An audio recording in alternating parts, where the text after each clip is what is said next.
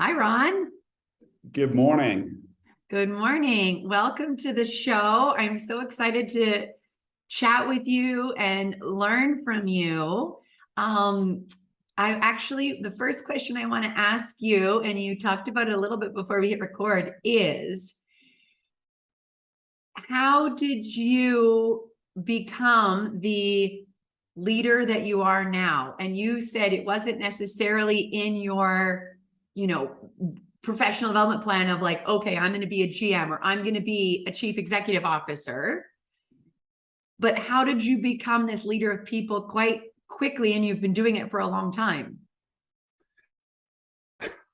I sometimes ask myself the same question. I think people see in me things that I may not see.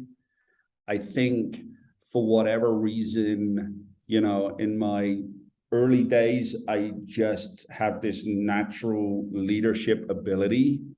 And, certain things have been developed over time, like developing a lot more empathy but the truth is, I actually had this conversation with my wife a couple of weeks ago about I don't understand how I got here at times either, but people who have worked for me and people that I have worked for definitely see this leadership skill, which I guess is just naturally inherent because I can't even say I've gone through a lot of teaching and lectures. Right. It's just natural. As well as in, my professional life, I was a very young sports captain for, male, soccer teams and cricket teams back in England. Mm-hmm.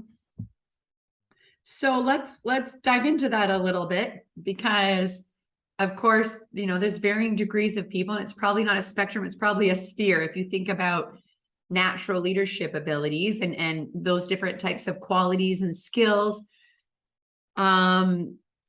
what are some of your natural leadership abilities that you don't necessarily have to put a lot of effort and attention towards that serves you and helps you be a great leader? I think the biggest one, and the one I often get commented on the most, is ownership. I take full responsibility for everything that goes wrong within the facility. I'm never interested in a witch hunt to find out who.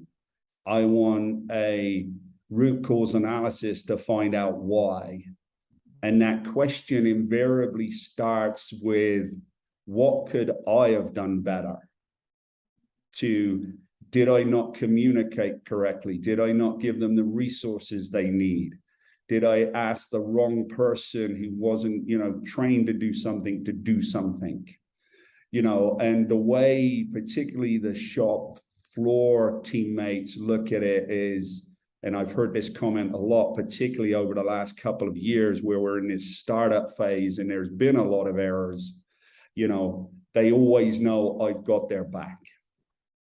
And I think that's the biggest, easiest attribute for me, because that's what I would expect from whomever I'm working for. Right now, as the CEO, I obviously report to a board, and I know that I've got an incredible amount of support from them too. Not very many, well, of all the leaders I've talked to and worked with, this isn't something that is common. I actually don't think I've ever heard anyone say out loud what you just said, that no matter what's going wrong, that you look at like, oh, how could I have communicated differently? And it's almost like delegating responsibility for errors. Like like you said, it's that ownership piece that probably makes people feel psychologically safe, like they're not going to get, in trouble, for lack of a better phrase of saying it. Yes. And I was going to say the negative part of it, and it's not the negative part, is that it takes a long time for people to actually realize, and I mean the teammates who work for Indy Dwell Colorado, to realize that it's genuine.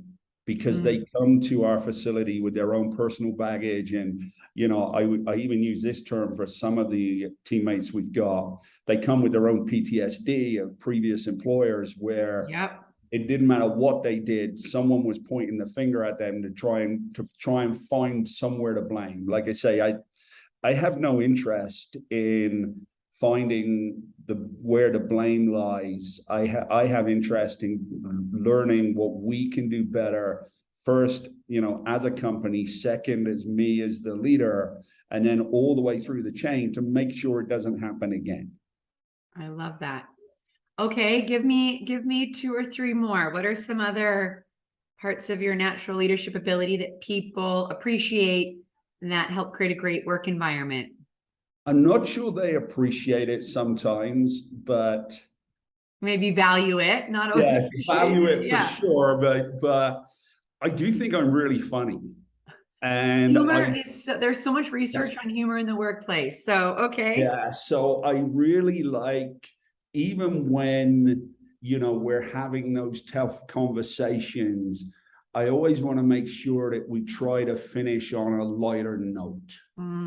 Because, you know, as I mentioned, being a startup, you know, in an industry that's incredibly difficult, but also incredibly rewarding, you know, we do have tough days. And, you know, I think a little bit of humor goes a long way in, you know, just finishing off that tough meeting with, you know, and sharing. In my case, I'm a great believer in sharing, you know, personal anecdotes of, hey, I've been through this before, and guess what? We're still here, we're still kicking, and, you know, we can still enjoy it too. Right. Okay. I guess another one is, and particularly here, IndieDwell really opened my eyes to, I'm a 40-year veteran in production. And, you know, some of the companies I've worked at, it was very much the carrot and the stick, you know, and as my career has progressed, obviously so has, you know, companies' attitudes towards people have progressed in a much more positive way. In doing so, joining IndieDwell, I had no idea I really wanted to be part of a company like this until I became part of a company like this. And it really enabled me to grow into a role where I'm totally transparent. We have morning meetings with all employee meetings every morning. If I'm in the office, I never, ever miss them. The only time I don't attend is if I'm not in the office. We have get-togethers generally within the first 4 weeks with all new hires. And that's myself and our director of HR. And those meetings take on a life of their own. And the fact that sometimes they can be very transactional. And it's like, they want to understand the benefits. They want to understand the pay. They want to ask about overtime. And other times they can be very personal. They'll ask me questions like, how did you end up in the US? Why are you working at IndieDwell? And those sort of things. And we let them go whichever way they want. And certainly in the 2.5 years I've been here, there's never been a question that I haven't answered honestly. And I think that transparency is greatly appreciated too. How do you cultivate relationships between people? You have approximately about 130 people. So how, as the CEO, do you ensure that people have positive relationships with each other, maybe like who they work with? There's a lot of research that shows when people have a friend at work, of course, they're more engaged, they're more loyal, they're happier while they're working. So yeah, I would say, how do you foster a relationship, not necessarily you to everyone, but, you know, with people together? I mean, truthfully, all we do is listen. And if we and observe, and, you know, with 140 people, that can't just be me or even just our HR director. but it's our team leads, and we encourage them if there's, and I'll use the term conflict, and it may not necessarily be conflict, but there may just be, for whatever reason, people don't get on. Then we'll listen, and we have the ability to move people around if we think, and we just talk to them, right? And if we hear of, this person doesn't get on with this one and would like to, we listen and we try to accommodate it. Now, that's not always possible, but what is always possible is they show that they see that we care enough to listen. And I'm a great believer too, is we don't just say no. If we say no to anything, it has to be backed up with the reason why, right? So if someone wants to change out of a team, for instance, and we can't because the other team is really functioning well and currently their skill set for joining a different group isn't there, we will have that conversation with them. So it'll be, we can't do it now, but if you want to look at this, this is a way we could potentially do it. So one of the things, again, I talk about a lot with our leadership group is if we're saying no, it's got to be no with a reason. Mm-hmm. And one of the things I tell our teammates, in particularly in that first month that we meet, is don't just accept no as an answer. Accept no with a reason. And, I will support you in that, because I think it's only fair. If we get told no and don't know why, you invariably think it's, well, they don't care about us. Right. Okay. Have you, over the last 24 months, has IndieDwell been faced with a lot of unwanted turnover, of resignations, or, people going to other companies either because of pay or people wanting to go work for themselves? A lot of people have been leaving companies because they actually want to be entrepreneurs. Has that affected IndieDwell over the last 24 months? That hasn't. What has, and I use our term, is the self-termination, where people just don't want to show up.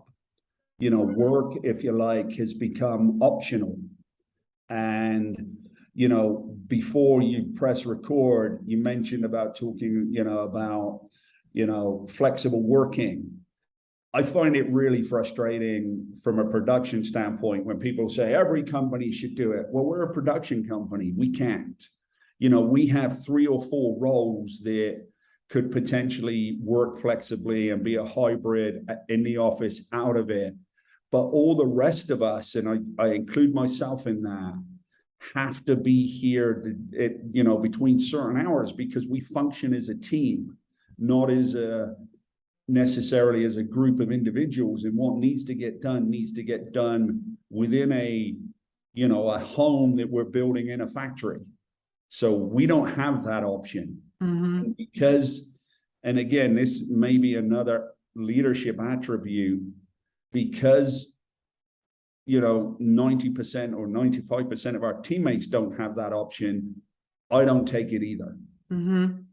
Right? There may be the odd occasion where, particularly as I'm coming up towards my board meetings, for instance, where I want to go and, make sure everything's dialed in. Hunker down. Yeah. Hunker down. I may go. And, I have a beautiful office upstairs that I never use, because I want to be in the bullpen with everybody else, so that the teammates see me on a daily basis and they know they can approach me. They don't always do it, because apparently, I think the title, or maybe sometimes my physical size, is a little imposing, but they know they can. And, so like I say, I don't use the ability to work as a hybrid, even though I could, because it's not available to so many of our teammates. Right. Okay, let's go back to what you said of the piece about work becoming optional. Tell me about that challenge that I'm sure is affecting several of your leaders.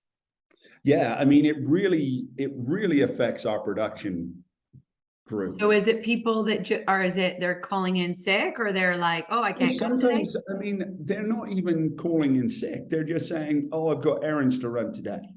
And,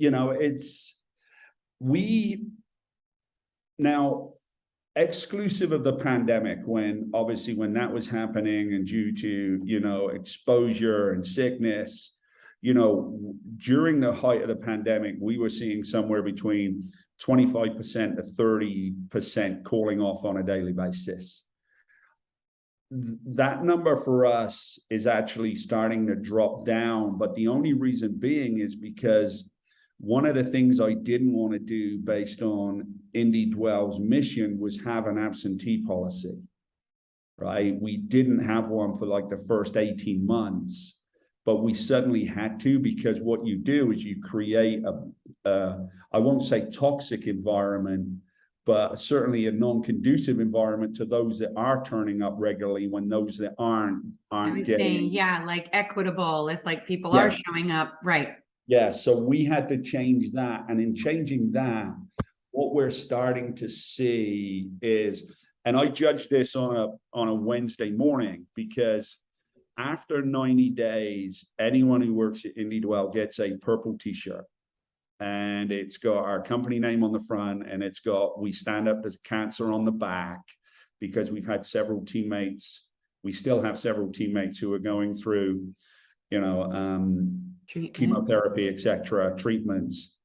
And I'm seeing more and more purple t-shirts on a Wednesday, and that's the day we wear them.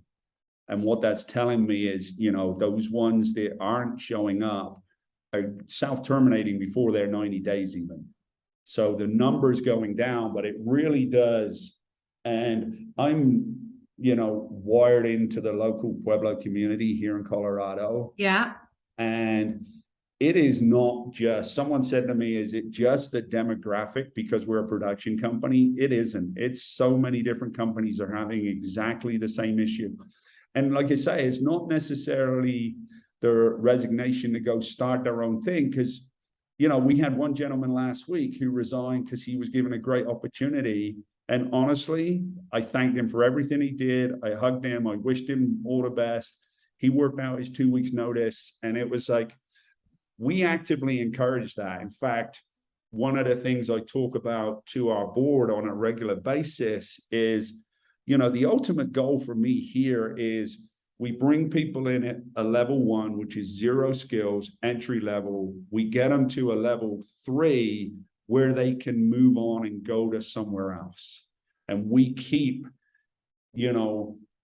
building up the community, bringing in people without skills and moving them on, So when people leave at the level 3, it's not because I'm sure there isn't enough for people to move up into the other roles, like you said, like the team leads or the line leads. Like there's not, there's people that stay in those positions. Yes. So actually could be a recruitment strategy of like, you're going to come in at level 1 and you're going to get a lot of training and development, and hopefully we have something for you here, or we will be supportive when you.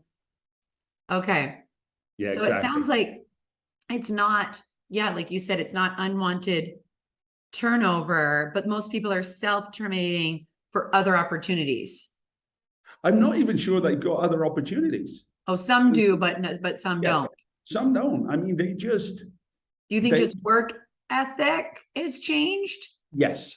And one of the things I'm very defensive of, and I have this argument a lot with other people in similar positions around Pueblo, is it's not generational. People always say to me, well, it's the younger generation. It's the millennials. It's the millennial. It isn't. I see it over multi-generations. Okay. I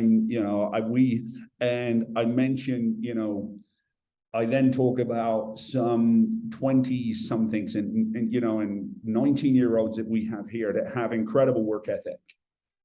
So I'm not going to be one of those who jump on the millennial bandwagon. It really is multi-generational that we've witnessed.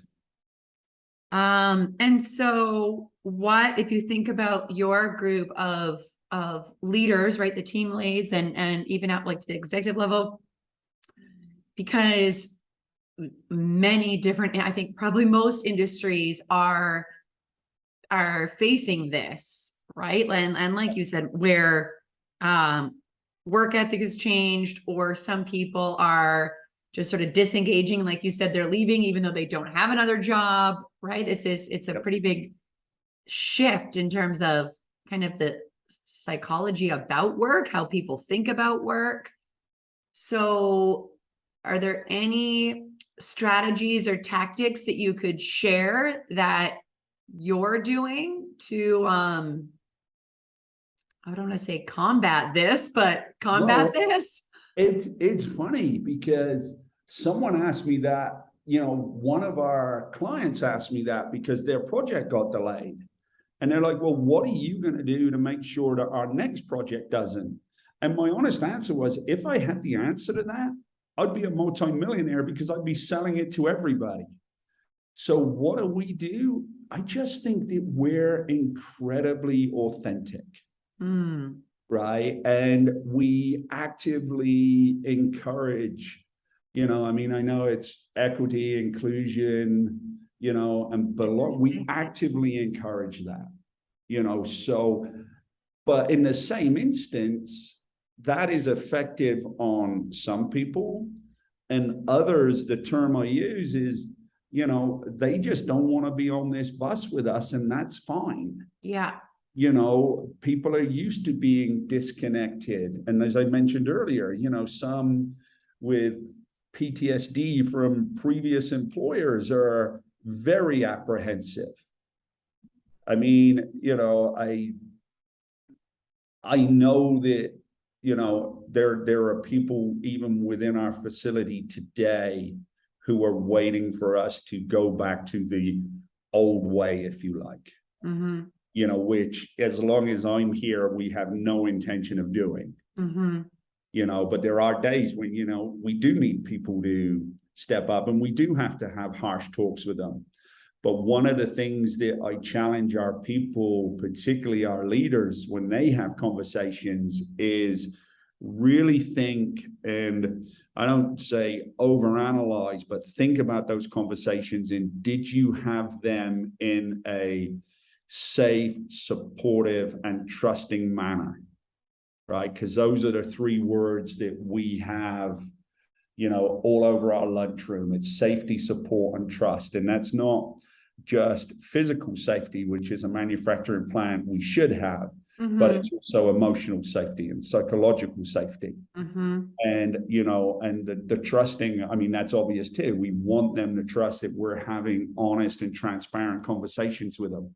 We want people to know, even if we're close to terminating, they have our support if they want to turn it around. We don't just give up on them. And I think that's a big part of what we do to try and encourage people to want to be part of this and want to stay. Right. Do you, this actually will probably be my last question. I'm interested here. Do you train your leaders how to have those safe, supportive, trusting, hard conversations? Because some people naturally do this well, but I find that other people, there's a lot of people that it doesn't come naturally, because it can be very uncomfortable, of course, for the leader if it's a really hard conversation. Yeah. So the way we do that is not so much, I guess, you could call it training. Myself or our HR director will sit in, particularly for a new leader. Now, as I mentioned, if we bring people from level 1, we actually have one gentleman who's gone from a level 1 and is now a line lead leading 50 people. Awesome. Right. So huge success story, but huge holes in his training and, in a lot of areas. So what happens with his conversations, if he needs to have a tough conversation, he has options in the fact that, our HR director, who is incredible, she will sit with him and go, this is how I would handle it. This is how we can do it. She will offer to sit in with him and even provide, instant guidance as that conversation is happening. So it's really, I guess it's on the job training, and support, and again, the support of them. It's, we've got you here. What do you need from us? I mean, that's, again, one of the other ways that I virtually start every meeting is, what do you need from me? Mm-hmm. right? So that they know they've got the support. And it's the same when they're talking to employees, particularly if it's going to be a tough conversation. It's, what do you need from us to enable you to do this?